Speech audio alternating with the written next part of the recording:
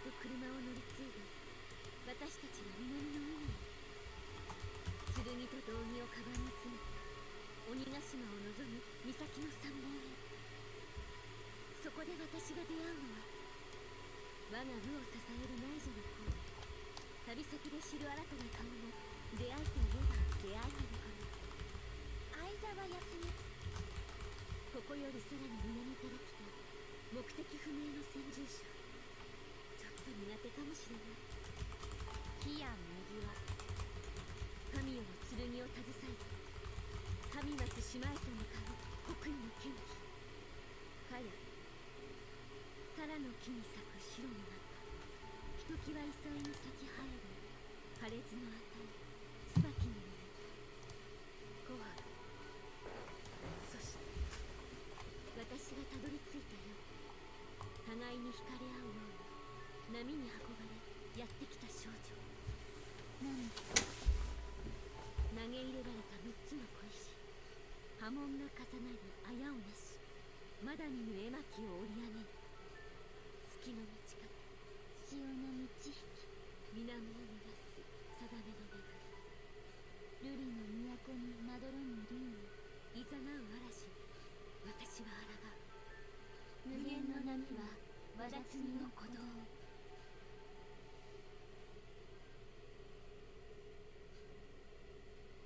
青い城。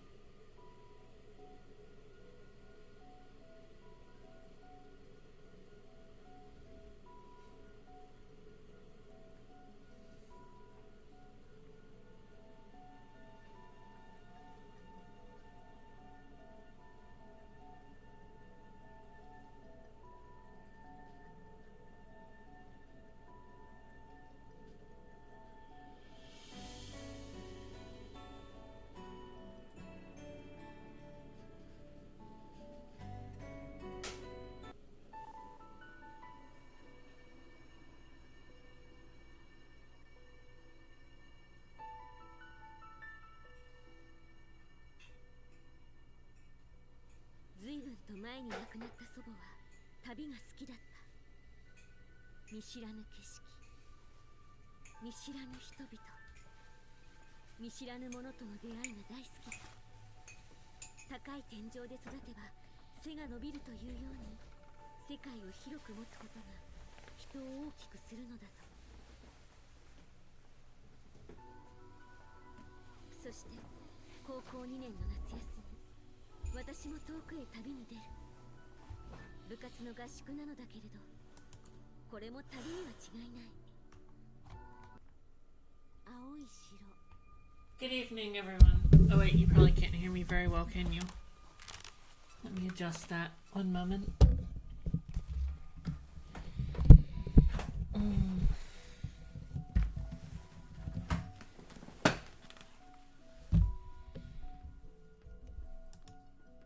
Let's see here.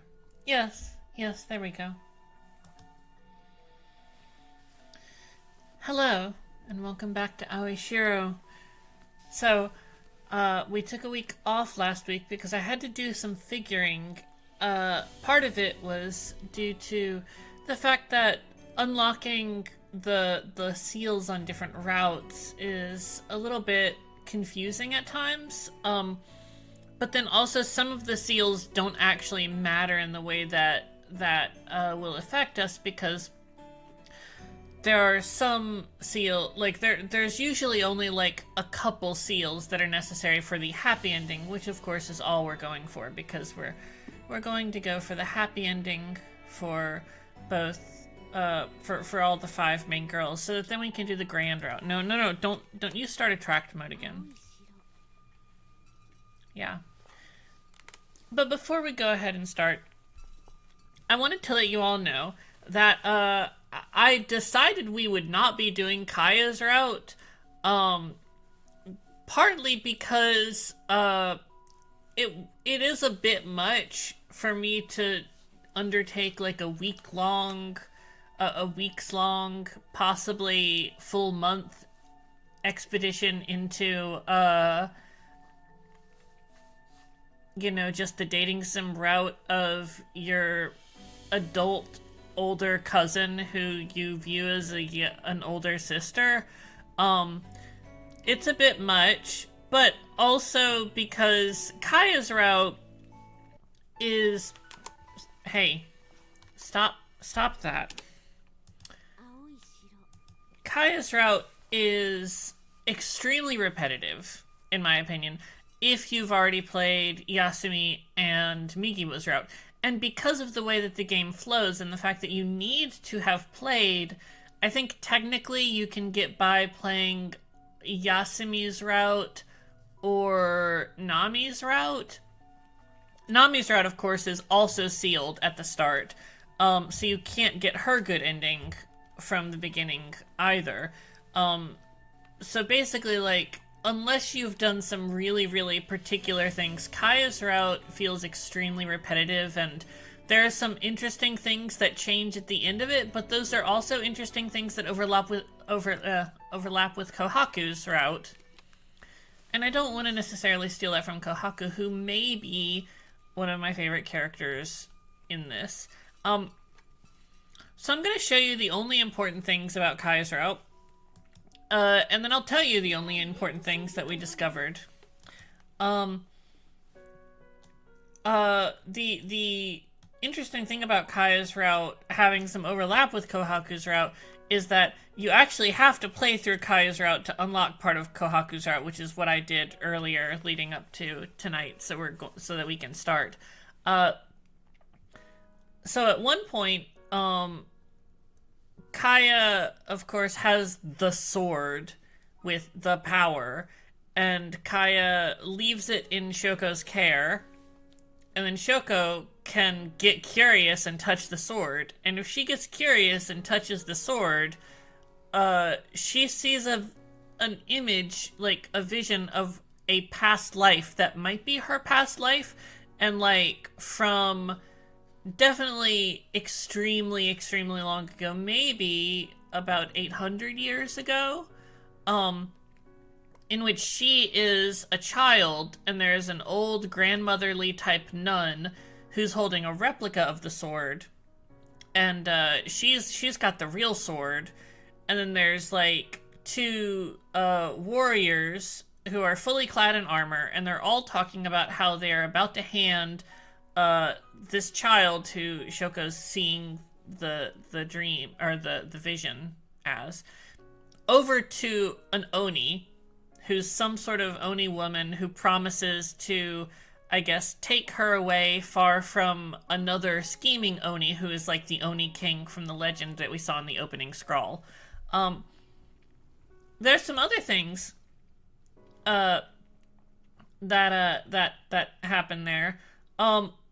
But mostly the thing about Kaya's happy ending is it's a really the stealth Nakata Munetsugu route. Not in the romance sense, but in the sense that Nakata Munetsugu, the guy who's like the priest who is effectively like a hard stop antagonist for the characters at a certain point once they get onto Urashima.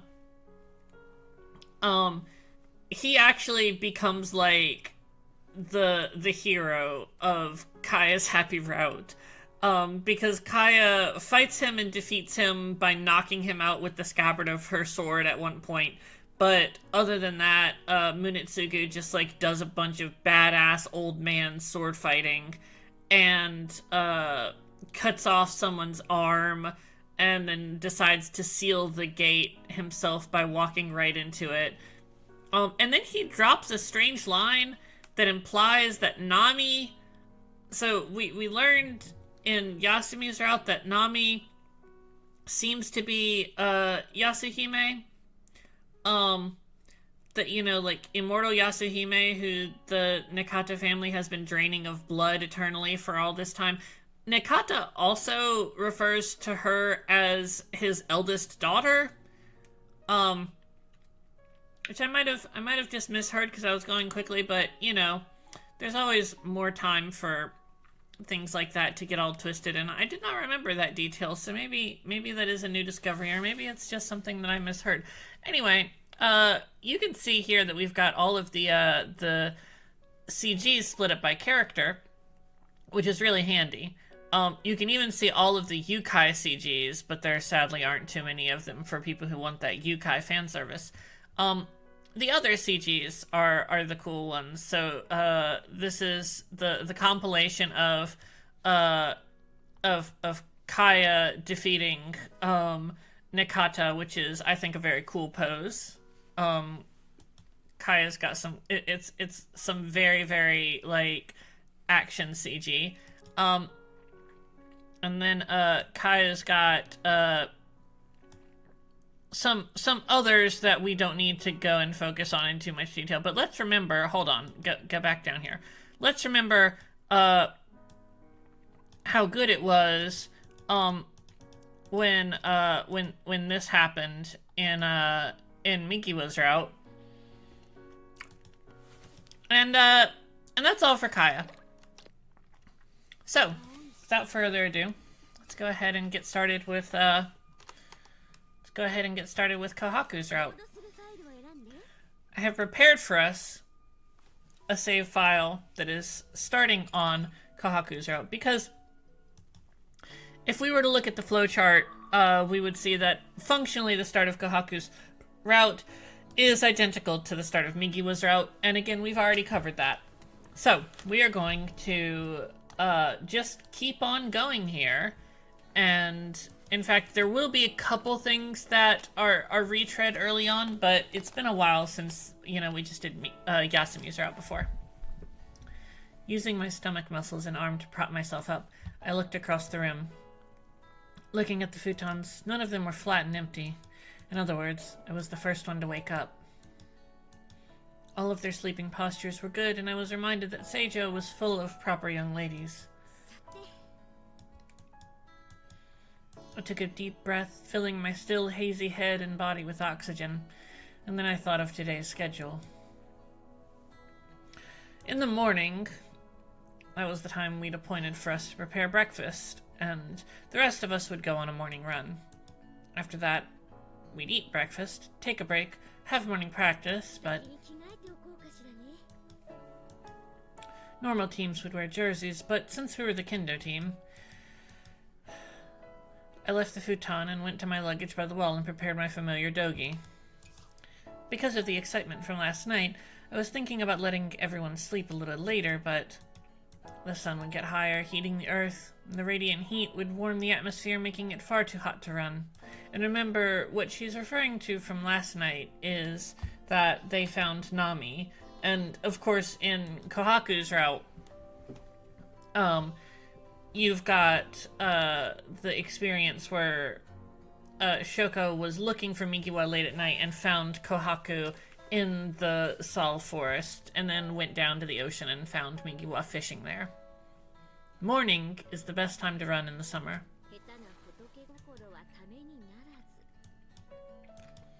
We weren't doing rigorous training, so there was plenty of free time for us to relax in the afternoon. Those who were still sleepy could make up for it at that time. After changing, I checked the time and opened the screen doors, flooding the room with light.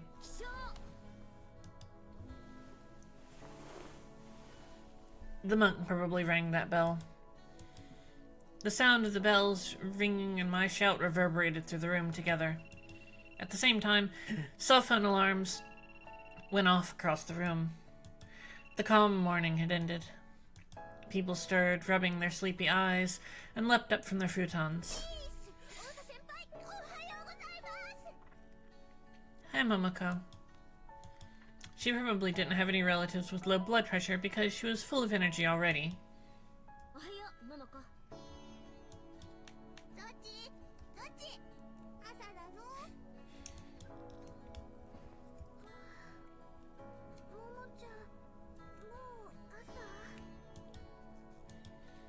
As expected, unlike Momoko, Yasumi was not a morning person.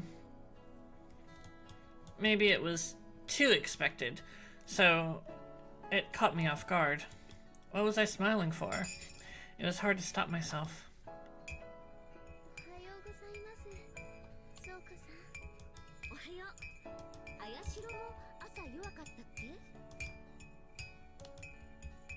I asked Shiro didn't force herself to be Genki. Normally, she didn't visibly shiver, but this morning I could see it. そんなことはないと思うんですけど。As if realizing her strange condition, she frowned. 病気を言うならそらちも弱くはあっても悪くはないのに。そうなの？ If her roommate who wakes up with her every day is saying that, then it must be true. Cha. ザワッチ、今朝の体調は？ヒットポイントは緑に戻ってる？大丈夫。おはよう、ももちゃん。 Momoko's extremely cute. I like Momoko. I think I've said this before. Momoko's a good girl.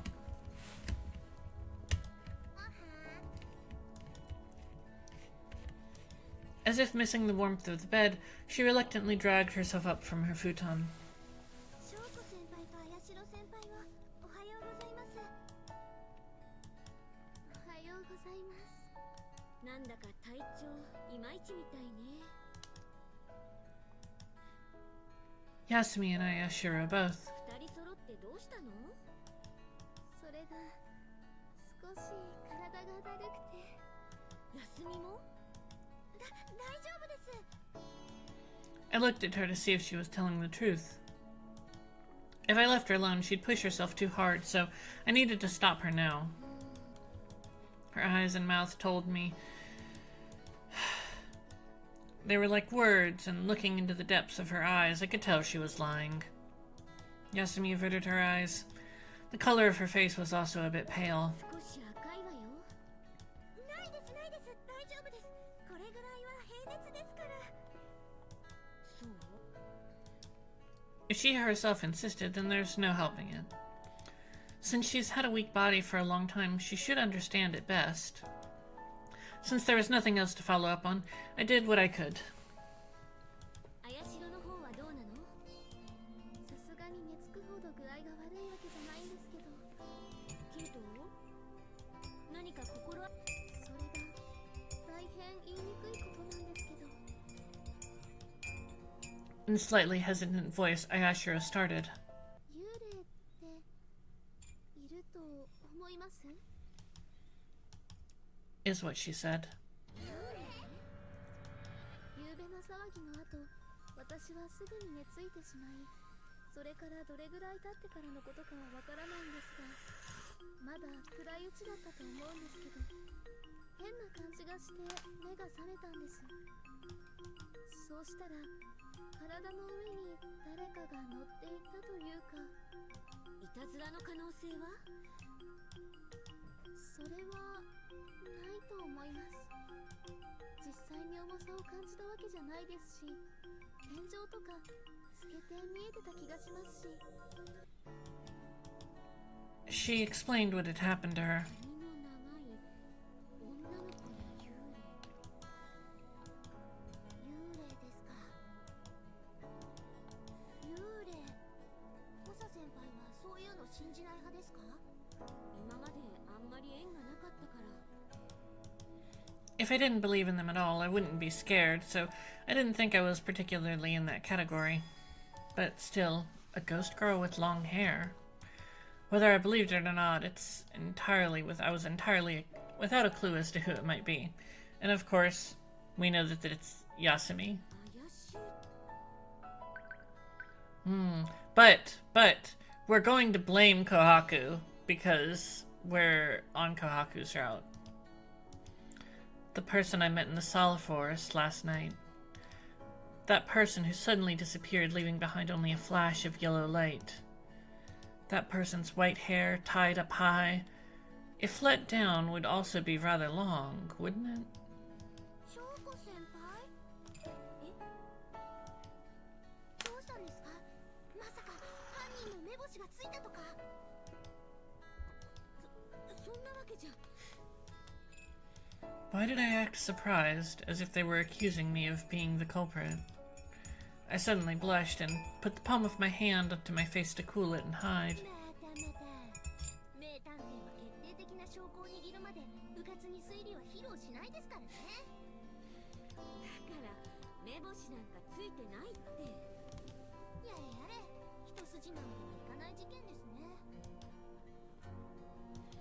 Momoko shrugged her shoulders. Turning around so that her back was facing me, she started to walk down the hall.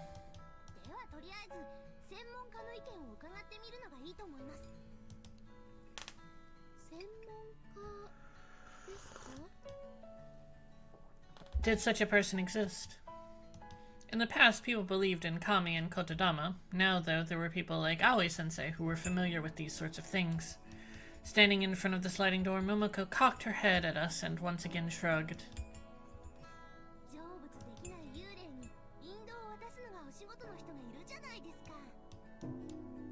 We were at Shoshinji. This was an ancient temple of Unasaka where monk Yukai lived and performed Buddhist rites all by himself.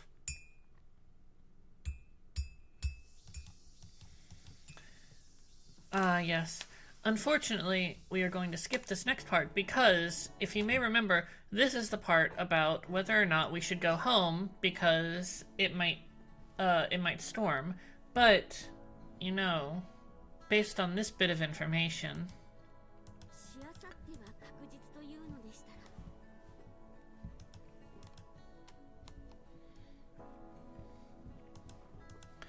of course, this wasn't the consensus of everyone, so we'd have to ask them all afterwards, but we decide on what to do for now.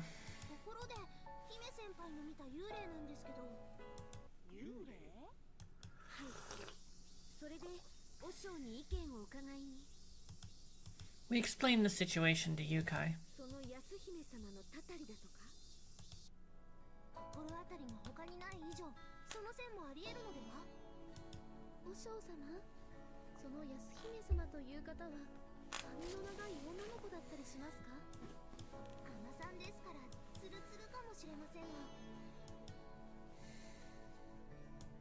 Momoko looked at the monk rubbing his slick, bald head, and then he looked at Ayashiro with long black hair, who'd asked the question of him.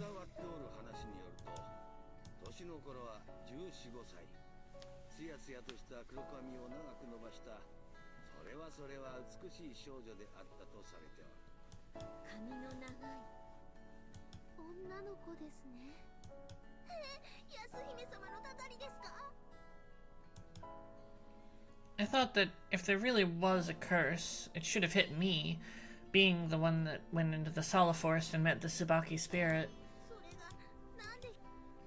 Really, why was it her? Well, using such simple logic, we could say that they resembled one another, but coming up with an answer here really didn't mean anything conclusive.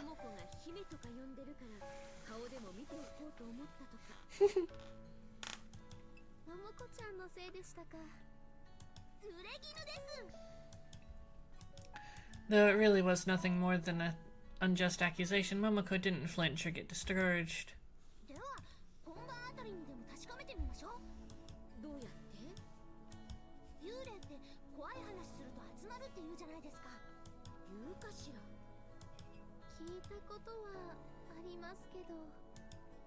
In other words, we should do something that will cause ghosts to gather around us and then confirm whether or not they exist.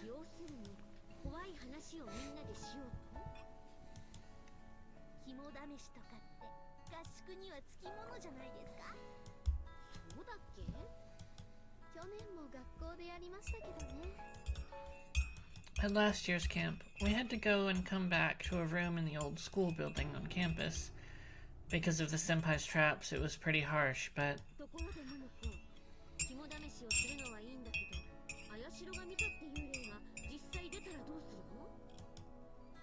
It's important to confirm the truth, but if we stir up a snake's nest and get bitten by poisonous fangs, there's no point to it.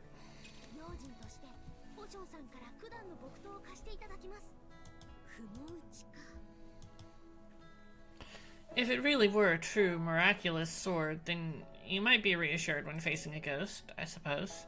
I thought the same thing last night.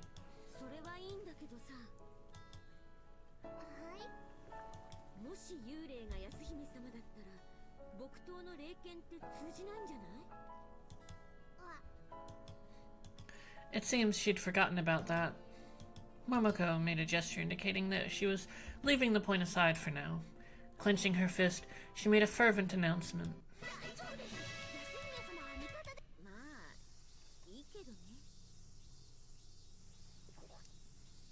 Momoko declaring Yasuhime an ally to lesbians everywhere.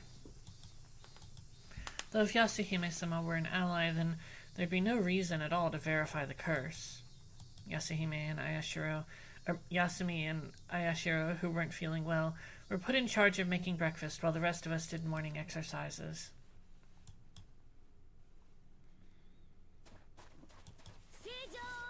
Alright, and skipping this part, which is also the same as what we've seen before.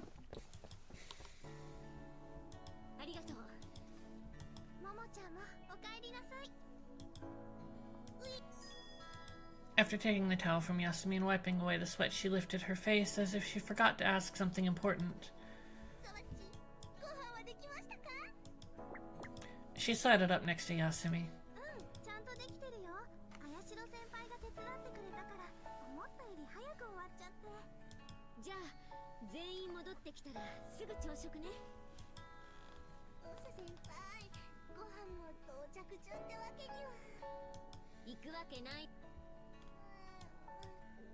Momoko was silent. The one who protested was her stomach.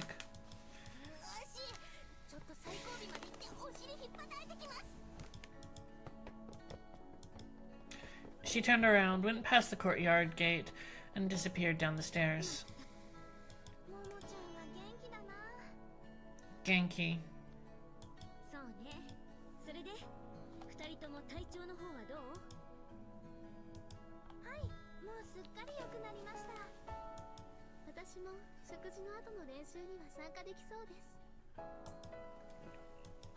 Her smiling face didn't show any trace of what paleness she had in the morning.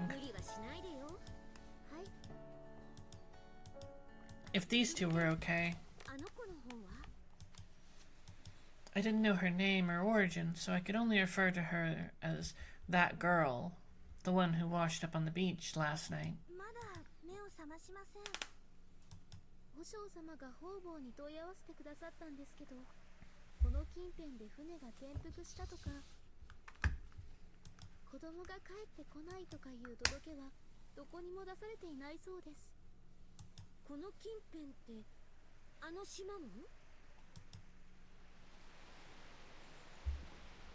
Separated by the sea, you could see the other island, Urashima. I estimated that it was at most 10 kilometers from here, and the closest distance might be half that. Though it was a dangerous sea filled with reefs, it wasn't an entirely unswimmable distance. Or, just as the monk said, if you were lucky you could drift ashore alive after falling in the water over there.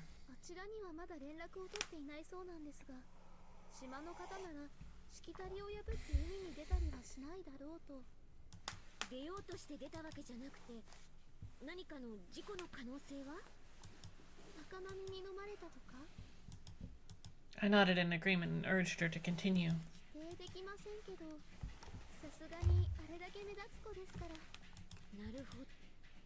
Many islands struggled with depopulation.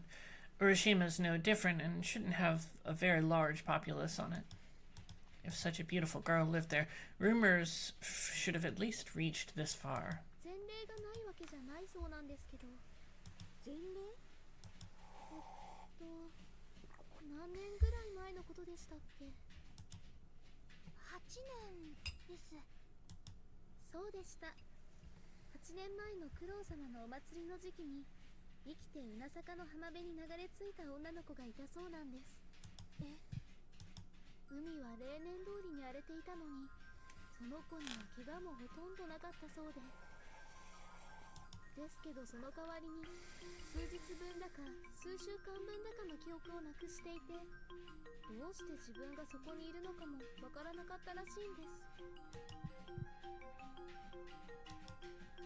My heart constricted and froze. The blood, which should be circulating through my body, passed by my heart and lost its warmth. Even the tips of my fingers cooled. I know this. I know this feeling. This feeling of sinking into the cold water. In the opposite direction as my sinking consciousness, numerous small bubbles floated up from the water's bottom. Many passed by me, but a number of them hit me and popped. The instant those bubbles disappeared, I saw a scene I didn't recognize. 1, 2, 3, 4, 5, 6, 7, 8, 9. Countless bubbles burst open. My wavering consciousness was dashed by waves, and the bubbles burned a fragment of a vision into my mind. As they linked and added together, I soon had not fragments, but a full image.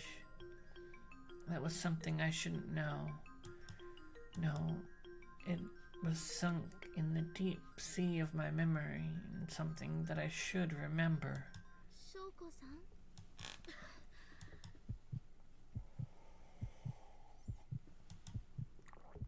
As if trying to make up for lost time, my frozen heart started pumping rapidly. The blood flowed through my body and my stiff face moved. I blinked once. Shouko-san, 急に顔色が。大丈夫。ですけど、私たちも急に体調が悪くなったりしましたし。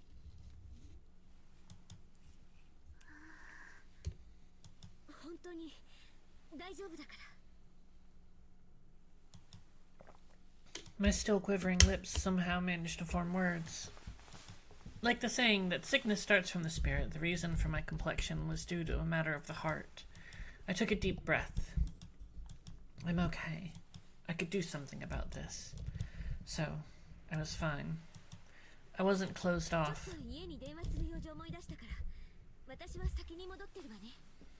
Yes, and from here we'll get the scene in which Syouko calls her grandfather and confirms that, yes, she was here all those years ago, 8 years ago, when Narumi Kaya, who we also know as Natsune-chan, was taking Syouko on a tour of the southern islands after Akiko, also known as Shuho, who is Shouko's grandmother, died. And while there, something happened, which we know from previous routes was they wound up on Urashima, and something caused Nekata Munetsugu to want to kill Syouko, and Kaya tried to prevent this, but got killed in the process. And Syouko also kind of got killed, but Yasuhime saved her, and she drifted ashore and didn't remember very much about it. And that's also when she met Yasumi as a small child. I mean, you know, very par for the course, summer camp horror story stuff so far. But all that's from different routes. We're focused on Kohaku's route here. So now we're gonna fast forward through a number of things very briefly to bring us to the next option. And so, of course, we have this conversation with Migiwa as well, and then we have yet another one of Momoko's discussions about meat, and then we have some training, and Migiwa fighting or taunting Syouko.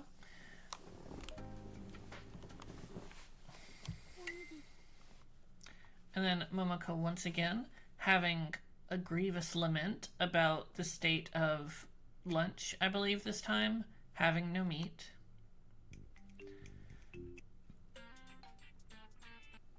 But now we have the chance to really, really start Kohaku's route. So now we are going to the Sal Forest.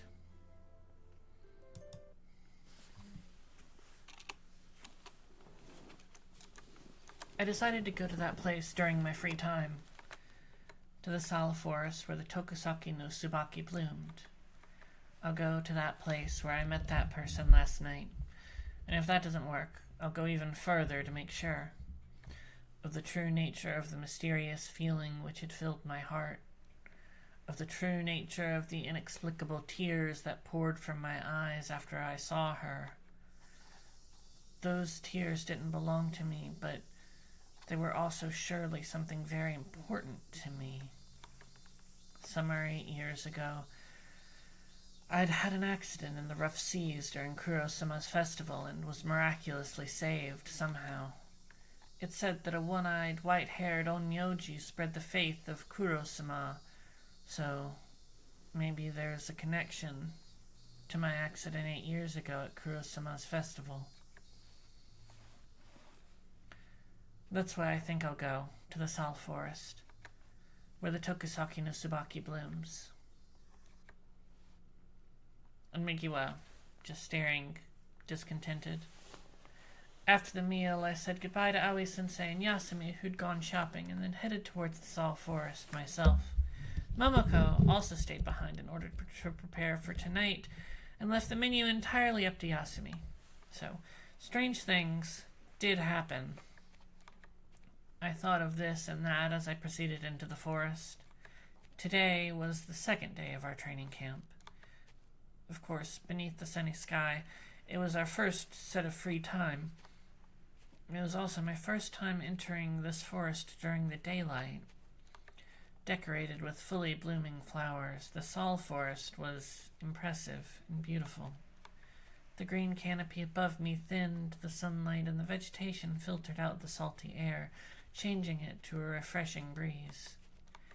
It'd be a nice place to rest in the afternoon, with the sound of the leaves rubbing against each other and the white flowers all around, but it was different from the mysterious forest last night, and I wasn't entirely confident of myself. Since it was hard to see through the forest, there might be someone else here, but I wouldn't be able to tell right now.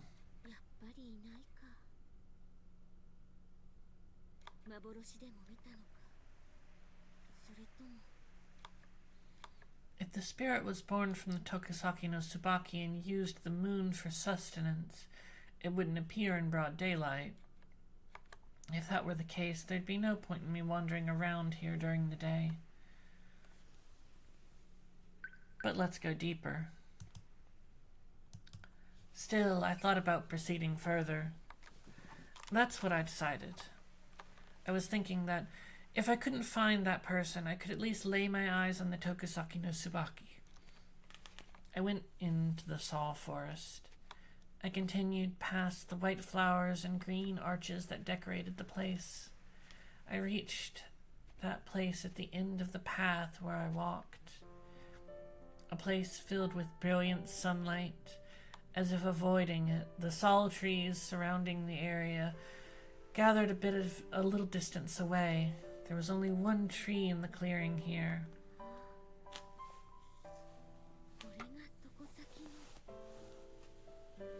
Among the white sal trees, there was only one drop of fresh red mixed in.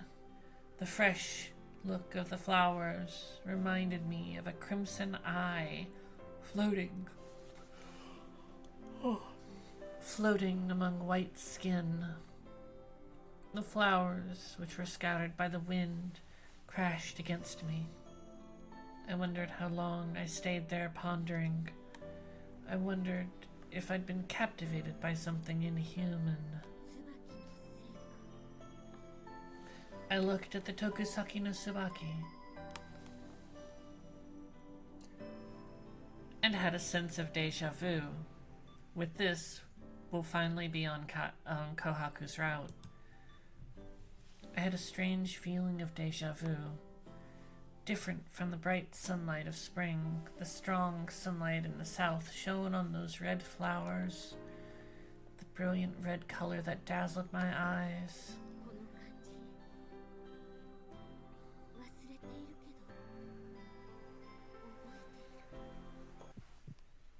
My heart started to beat faster.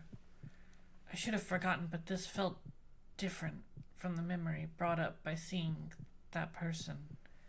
It felt like it was mine. I've seen these red flowers before.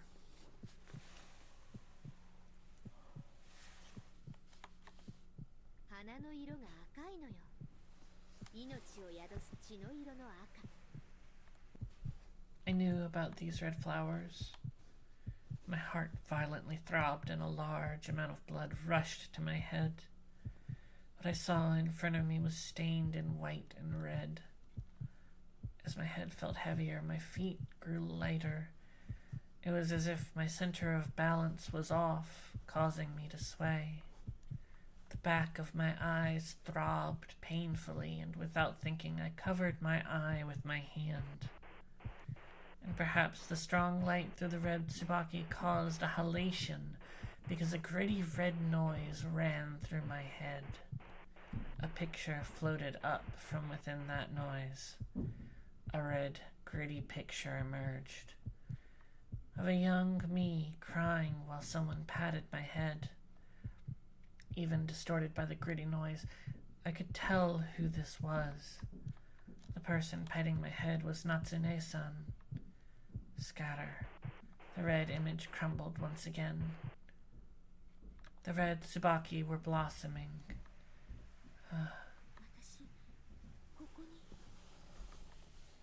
I've come here before. Summer, 8 years ago, I visited in Osaka with Natsune-san and came right here.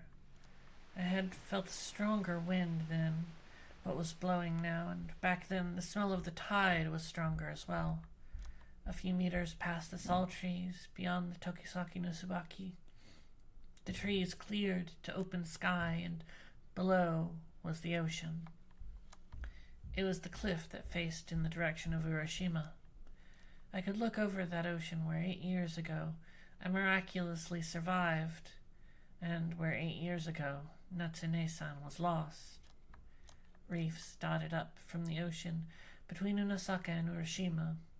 They were the Oni stepping stones. The salty wind coming from the direction of Urashima blew in my face. This time, something other than pain pierced my chest, and I absent-mindedly stood there, tears brimming. The sudden voice coming from behind me shocked me.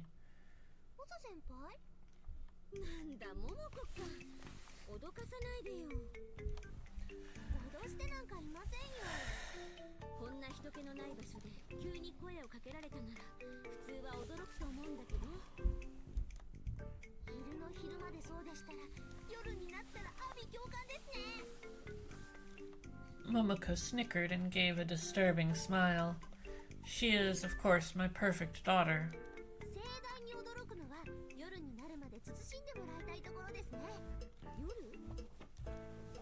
Was something happening at night?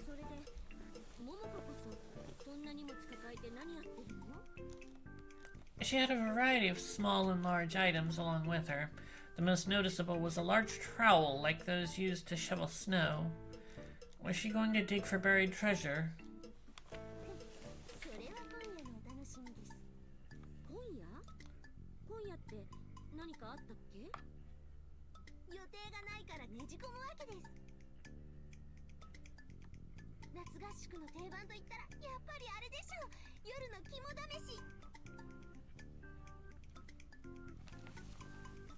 Well, I guess you could say it's customary. We also had one at the training camp last year.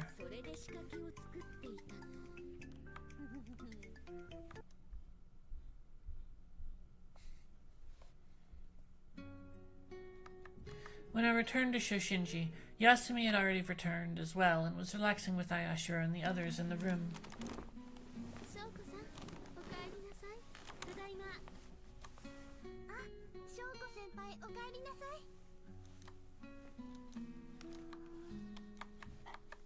From the shadow of Yasumi, a small person with a pure white face peeked out. Her light-colored hair fluttered. It was the girl Yasumi had found at the Unosaka beach, about the same time I met the Tsubaki spirit in the Sal forest. When I first saw her sleeping face, though, her eyes, mouth, and nose looked a little different than I thought. Her complexion resembled but with her large, hazy blue eyes opened, which were the color of the ocean, she gave a completely different impression than the Tsubaki spirit. 休み、その子、目を覚ましたの？はい。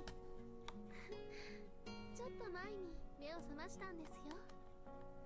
So the girl woke up after they returned from their hasty shopping trip and had been wandering around. Different from Yasumi's slightly tired look, Ayashiro seemed to be having a lot of fun. She was smiling as she stroked the long hair of the girl who was sticking close to Yasumi. She looked like an innocent child, but from her height she seemed to be about 10 or 12 years old. If a child like that kept sticking close to Yasumi, who lacked stamina, she'd probably become completely exhausted soon.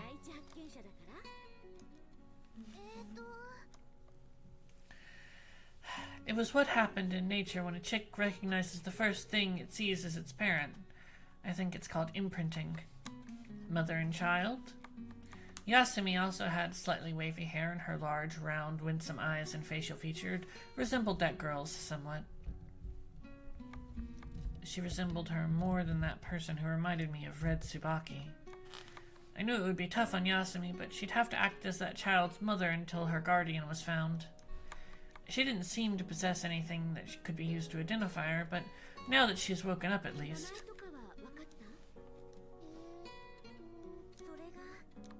Yasumi exchanged glances with Ayashiro and frowned with a troubled look on her face.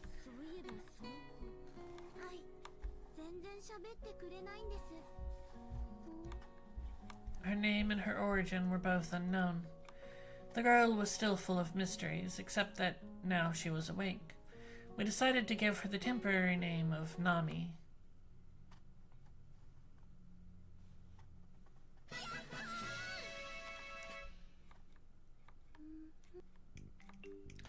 Nami looked at Momoko, who had raised up both her hands with a questioning look, both of them raising their arms in a bonsai position.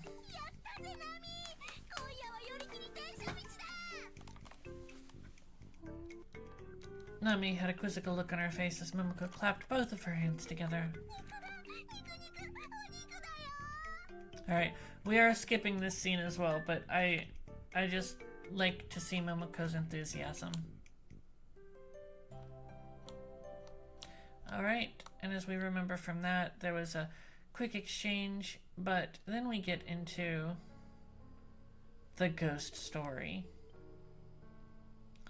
Now,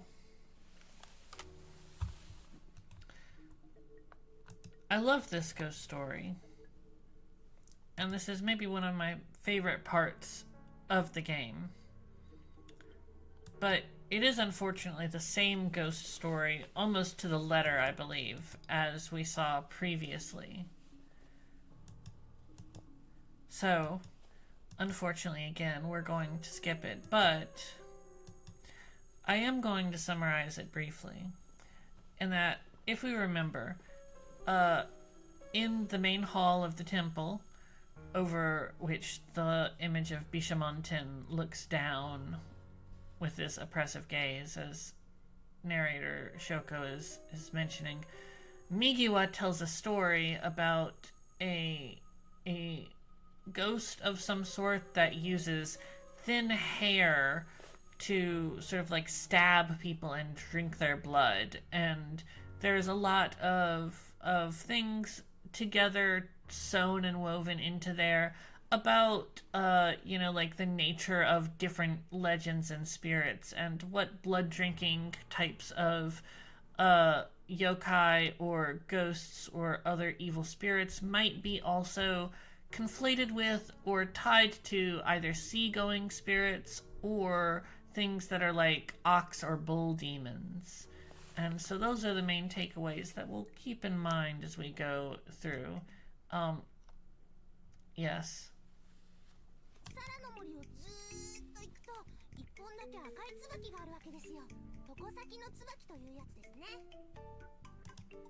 Momoko stood on a platform, stretching to look over us.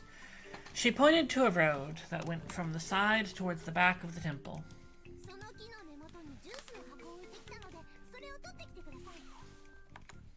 So the plan was a round-trip course through the Sal Forest and back. その場で飲んじゃってくれても構いませんけど、空き缶は証拠として持ち帰ってくださいね。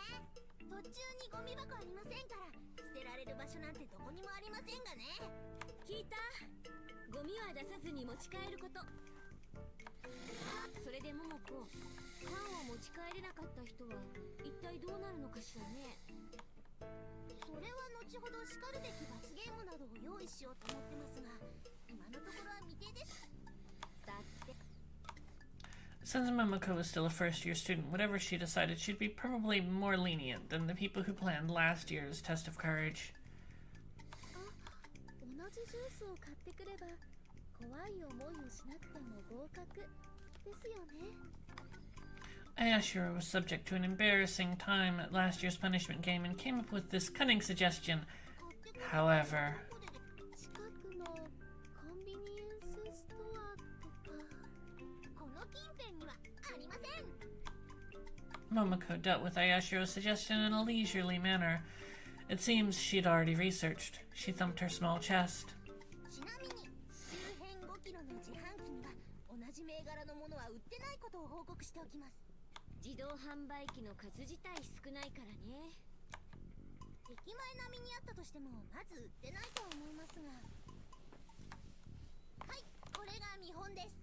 一部の方にはおなじみの思い出深いものかと思われますが、皆さんよーく見てご確認ください。 From behind her, Momoko brought out something as striking as the Mito Komon seal and held it up high. Yes, this is Rex coffee. Looking at what Momoko held up, we were at a loss for words. It was a 250 milliliter vertical can, a common size. The durable steel was suitable for heating it in winter. The yellow base and black lines made it distinctive even at night. The product's name was Rex Coffee.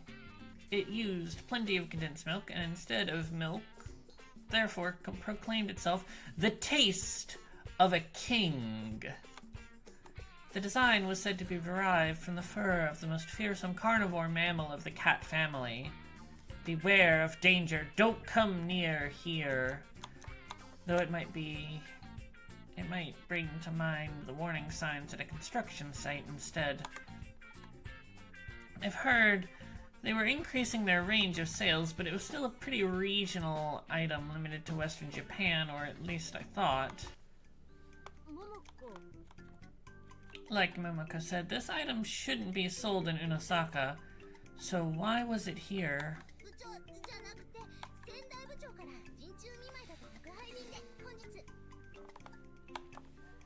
Maybe it was in reaction to the silence, but it suddenly became noisy.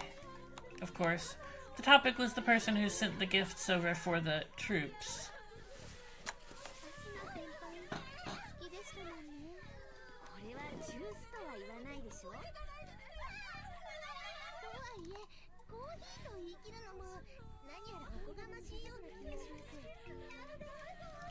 Since it didn't use milk but rather condensed milk and lots of it.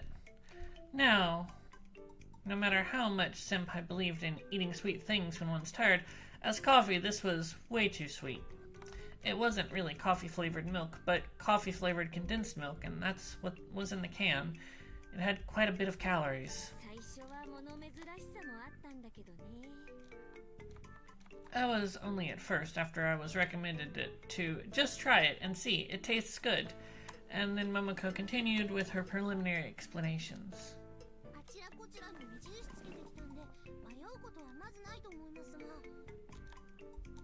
She'd blocked off the side paths, which would cause one to get lost, with plastic string earlier in the afternoon. While Yasumi, Nami, and I were in the bath, she'd brought over the Rex coffee and checked that with a flashlight, no one should get lost.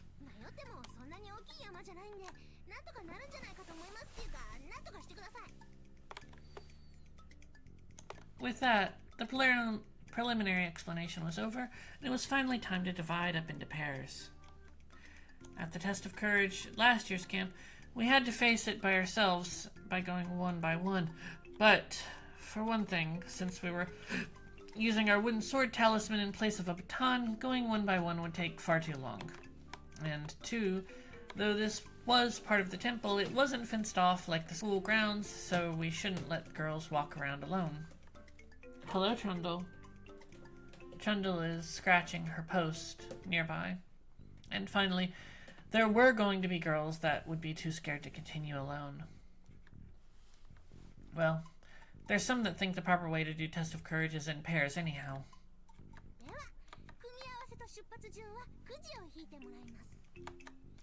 While walking around to everyone with twisted pieces of paper in her hand to draw lots, Momoko didn't stop her mouth or hands one moment.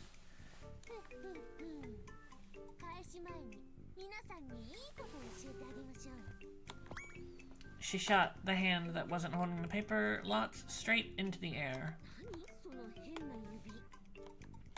She didn't make a peace sign with her pointer and middle fingers, but rather raised her pointer and pinky fingers. Again. Rock or Momo.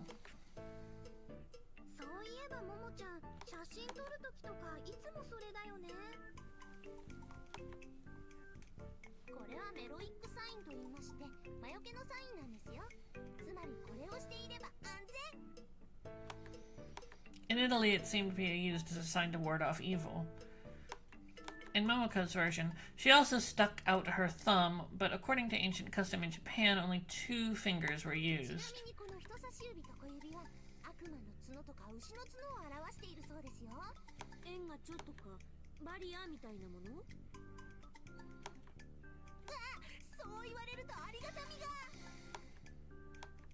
Momoko was crestfallen.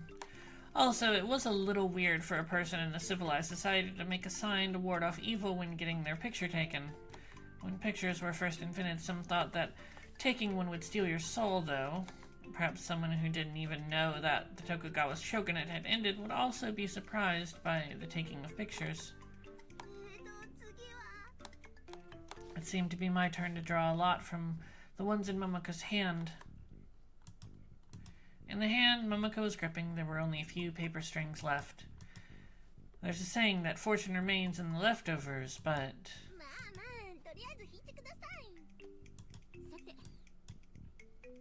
Yes, so, I'm gonna quick save here. I don't know that this matters, but the guide that I'm following just says choose that, as opposed to choose this or choose this. So we're just gonna go with that and hope that this is the one that we need. I decided to pick the one over there. Thank you for clarifying. I drew one of the paper strings gripped in Momoko's hand. I unwound the twisted paper and confirmed the number written on one end. We'd go in order and pair up with the person who had the same number as us. With Momoko. She looked from behind my shoulder at what I was holding and let out a high-pitched exclamation. I hear no joy in her voice. None at all. Well, if it were Momoko, I think she would have probably wanted to be grouped with Yasumi, but... Momoko had picked her lot first, so it shouldn't be related to my luck at picking lots. Probably.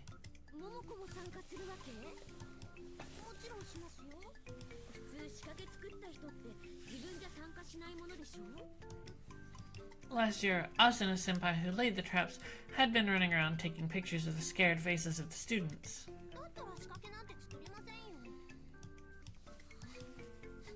It seems like she didn't plan on being entertainer if there weren't any traps, so she'd be the self-sufficient type to make some up. Goodness, she really was a kid with a stout heart.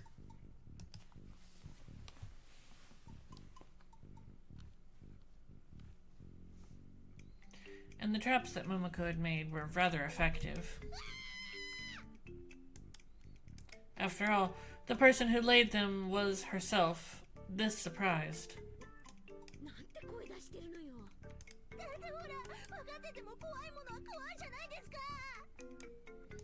As for me, I was more scared of Momoko's screaming. Perhaps she was doing this on purpose.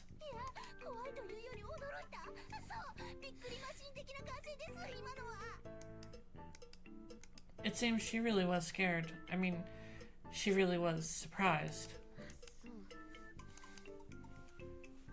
If she can enjoy something she was this involved in setting up, she must surely feel the world is quite a fun place. At least that's what I thought.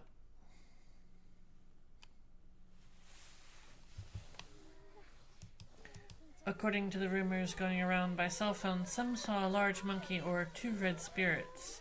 Traps like that, but somehow tonight's test of courage concluded safely. Although keen viewers will remember that earlier in our first attempt, this is about where you ended up dying if you don't have Kohaku's route unlocked. Is what I thought, but there seemed to be a girl who dropped her wallet along the mountain path. We were divided down the middle about what to do. Some groups were scared and wanted to wait until morning light, but the school ID was important, and there was also paper currency and point cards in there. It'd be annoying if the morning dew got them wet and destroyed them. It seems that she didn't stray from the path, so I'd do a round trip, and if I didn't find it, we'd search again in the morning.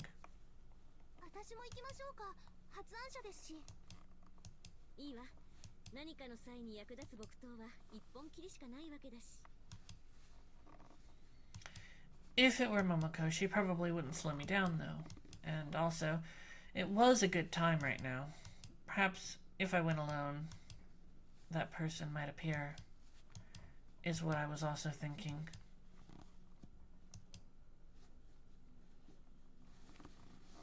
I went into the Sal forest.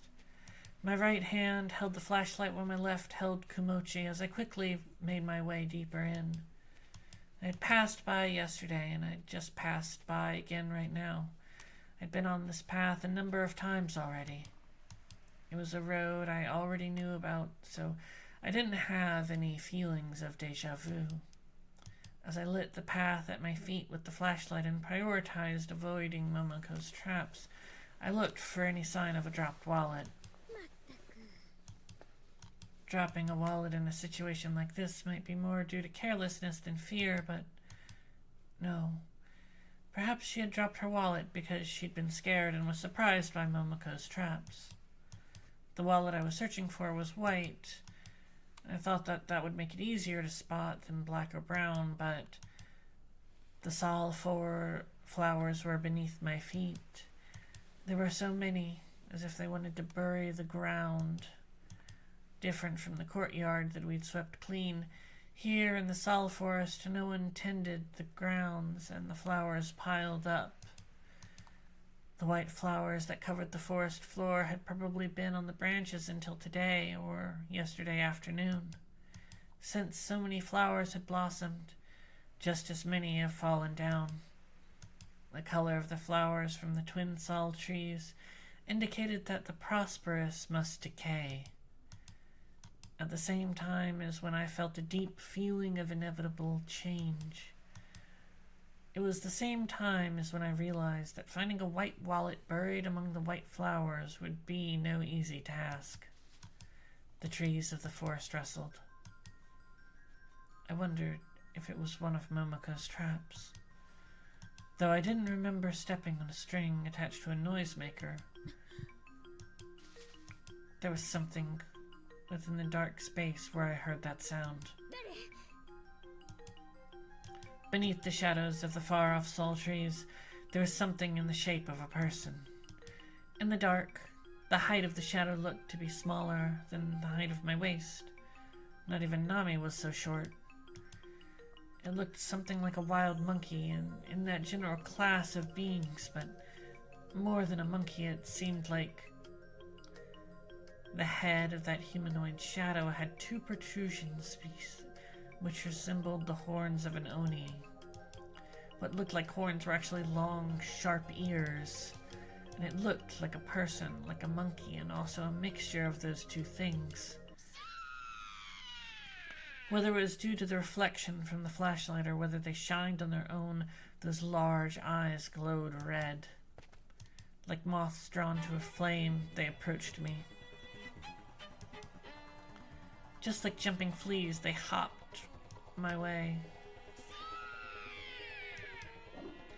Pulse. It screeched and thrust its arm forward. I threw my body to the side and somehow managed to evade, but the arm I saw as it passed me was... The slender wrist befitted its size, but had large shoulder muscles, and its palm was like a glove with long, sharpened claws. Just as I thought, this wasn't human.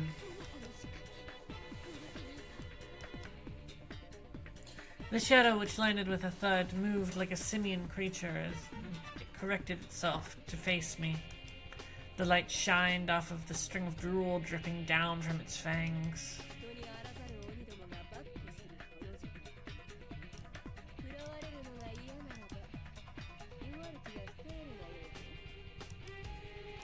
Were these only that person had been talking about? Whether or not it was because they believed in no questions asked, it seems that words wouldn't reach them. I held Komochi in both hands. The flashlight that dropped to the ground pointed in the wrong direction. However, there was plenty of moonlight filtering through the gaps in the leaves, and it was more than enough for me to see my surroundings. I was unexpectedly calm in a situation like this. That person. Deep in my heart, perhaps I wanted that inhuman person to recognize me. For an instant, there was a feeling of contact transmitted through the wooden sword. When I connected, it felt heavy.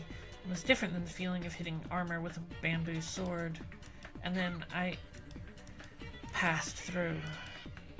The Oni turned into something like black mist and vanished in the air. If it were a true living being, I might not have been able to stand the spray of blood and vivid view of bone.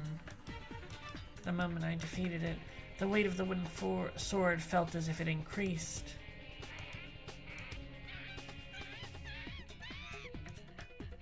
I saw that a large amount of red lights were approaching me from within the dark forest. I was overwhelmed by superior numbers. I had enough power to take care of the first one, but if I was surrounded by more than two of them, I would definitely go down. No, even if they came one at a time, I would eventually reach my limit after fighting this many. Then, I had no choice but to run. The paths of retreat were closed off. I was cornered at the open area where a red tsubaki bloomed. Tonight, the sol trees were fully blossoming.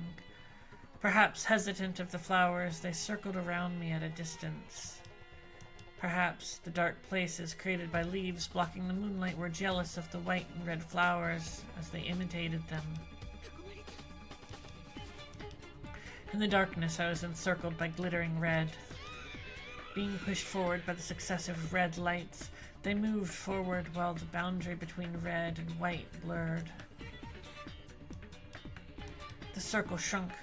Now the short Oni with unnaturally large feet were close enough to be under the shadow of the Tokusaki no Tsubaki.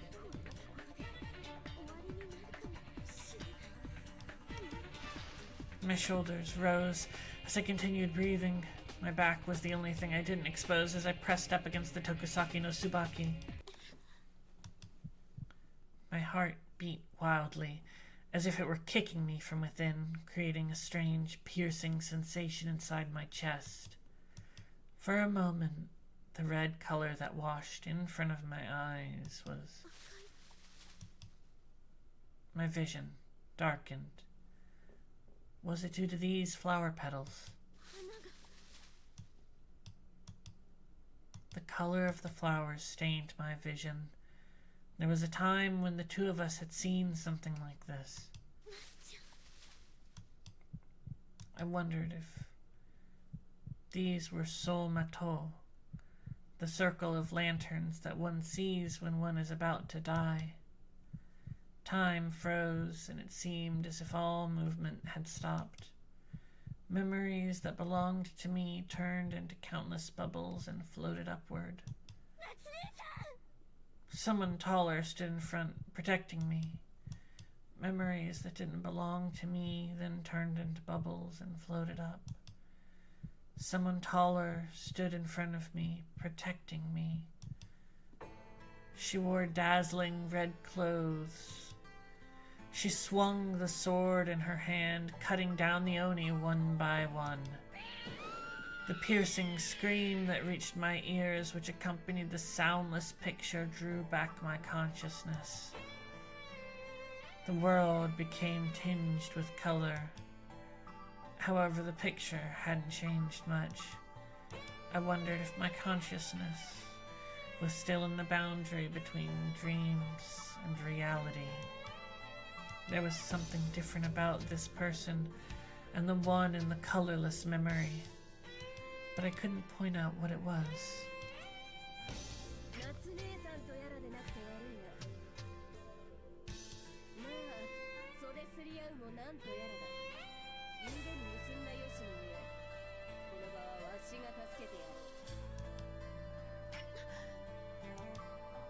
Like dust in the wind, the monster shattered to pieces and returned to darkness. And though there had been that many Oni, at some point in time not one of them remained, and they had all vanished.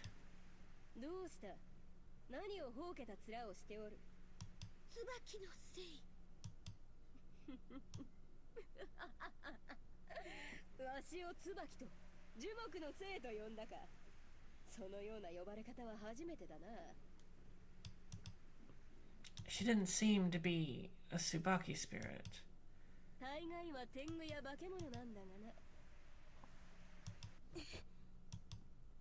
The person who saved me from the ring of monsters. This time she turned her blade towards me. I held up Komochi in reflex and connected with the long sword that the Tsubaki spirit swung.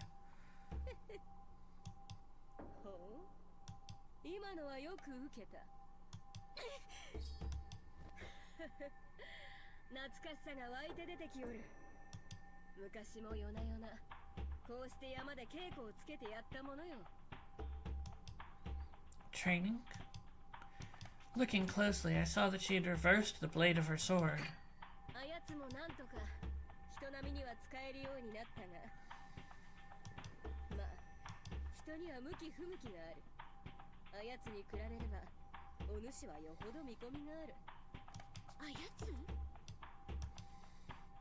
I wonder who that person was she was talking about. Perhaps it was the person who could only stay protected behind this person's back.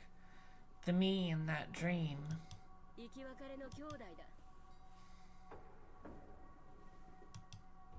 A long-separated sibling. I wondered if the nostalgic presence I felt belonged to that sibling.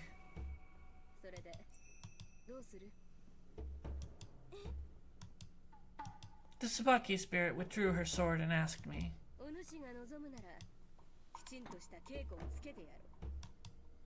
Apparently, the things that attacked me were a type of shikigami, wielded by an onmyoji and called Morio.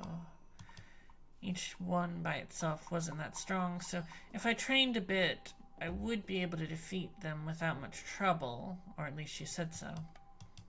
The onmyoji we talked about was a one-eyed, white-haired person who transferred the faith in Kuro-sama to Urashima, but Kuro-sama was the dragon god who sealed the mystic power of the Oni king, so he shouldn't be an enemy who would attack us. And the truth was, this person was also the one who had saved me.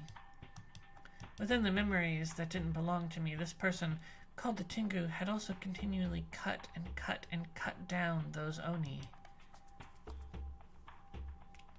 Now, we're going to leave off here for tonight.